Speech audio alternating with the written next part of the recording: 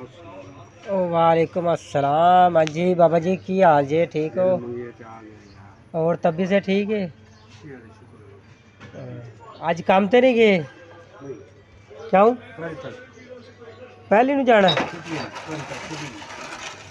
सही। और सब ठीक है? तबीयत सेहत?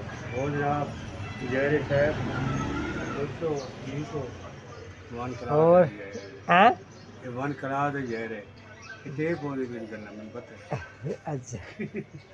और सब ठीक है? पता है आप शरीफ आदमी बैठे होंगे ये की करदा है? ਐਵੇਂ ਨਾ ਐਵੇਂ ਚੱਡੇ ਖੋਲ ਕੇ ਬੈਠਾ ਹੈ। काम तो रह जाता ਇਹਨੂੰ ਗੇਮਾਂ ਤੋਂ ਇਲਾਵਾ ਹੋਰ ਕੋਈ ਕੰਮ ਹੀ ਨਹੀਂ ਹੈ।